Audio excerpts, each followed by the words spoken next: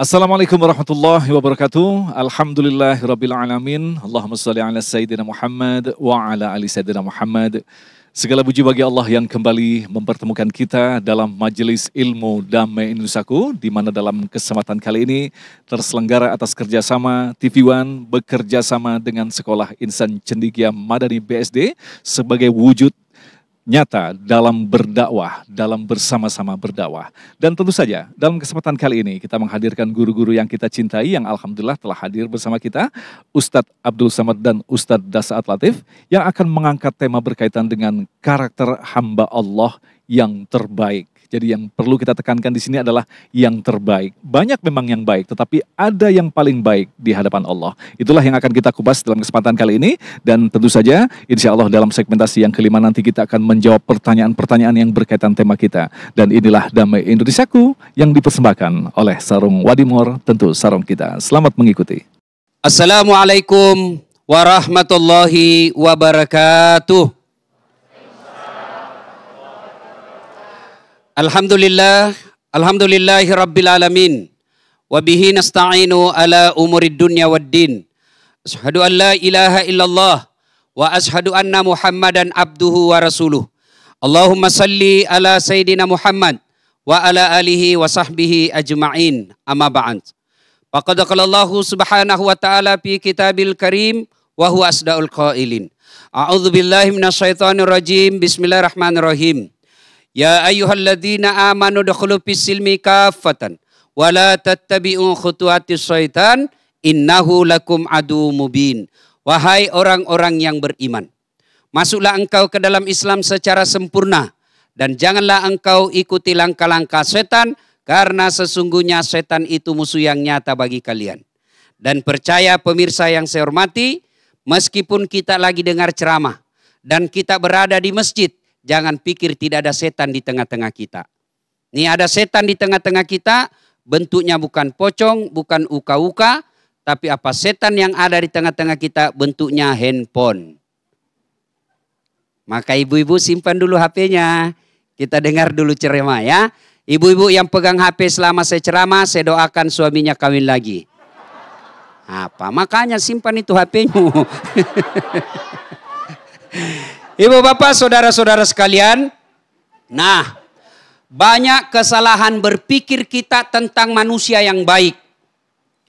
Ada orang yang berkata manusia yang baik itu yang kaya, yang punya aset miliaran. Ada juga yang berkata orang yang baik itu yang paling cakep atau paling cantik. Ada juga yang berkata yang paling banyak kekuasaan di tangannya. Ada juga yang berkata yang paling populer dan banyak fansnya. Macam-macam.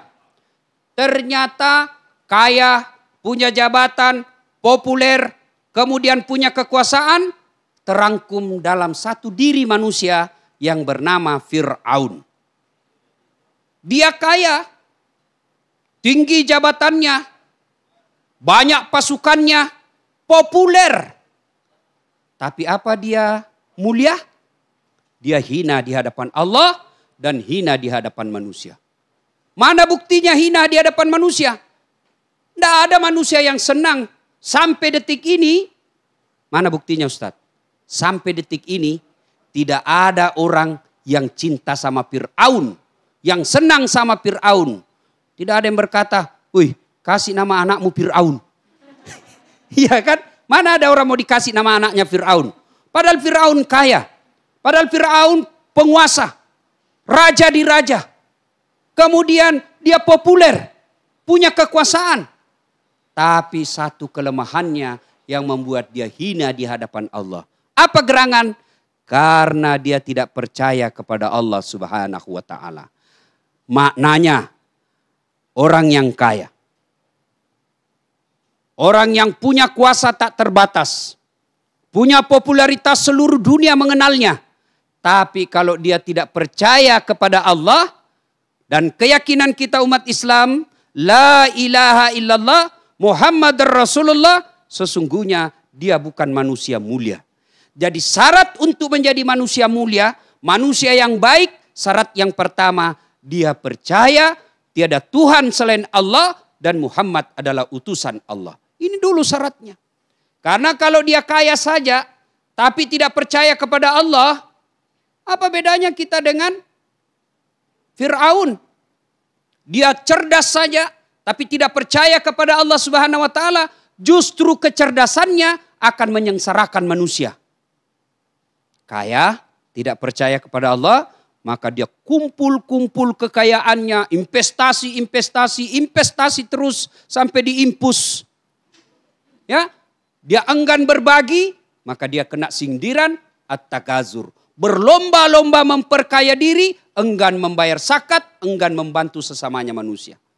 Dia punya ilmu, berlapis-lapis dia punya gelar, profesor, doktor, lalu dia sombong. Apa yang mau disombongkan dengan ilmu yang kita miliki? Kan ada orang banyak sekali ilmunya akhirnya sombong. Wa ma utitu minal ilm illa qalila. Saya tidak berikan kamu ilmu kecuali sangat sedikit. Tinggi ilmumu, Allah marah, kasih pikun. Apa ibu? Ada obatnya pikun? Ada? Ada di kampung saya ibu. Banyak sekali gelarnya. Tapi begitu dekat pensiun mulai pikun. Diprotes sama istrinya. Pak, biasanya kalau kau pergi mengajar, kau cium-cium jidatku. Ini sudah hampir 1 minggu, tidak pernah lagi kau cium-cium saya. Langsung suaminya berkata dalam hati, berarti siapa saya cium selama ini? Ternyata pembantunya dia cium. Jangan juga modus Pak, mentah-mentah sudah dengar begini.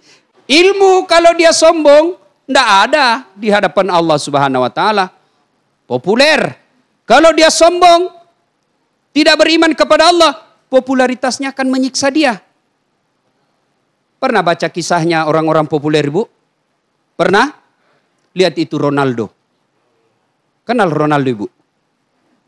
Lionel Messi. Atau yang paling populer zaman ibu-ibu gadis, Michael Jackson. Ya toh?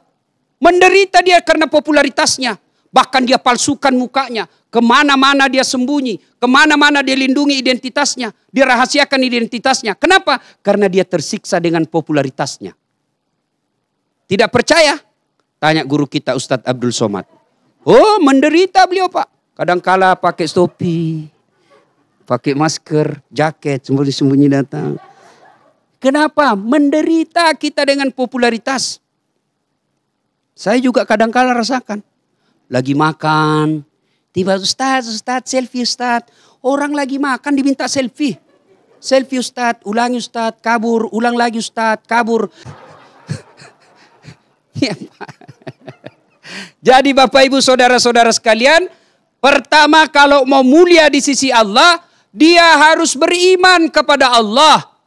Bayangkan seandainya orang yang mulia itu, yang harus masuk surga hanya orang-orang yang muka parasnya cantik. Maka ibu-ibu saya yakin terlambat masuk surga. Nah, ini ibu sudah keriput-keriput. Maka artis dululah yang cantik-cantik masuk surga. Iya toh. Kalau orang masuk surga karena bodinya bagus, tinggi, tegap, maka saya paling terakhir. Kenapa ceper?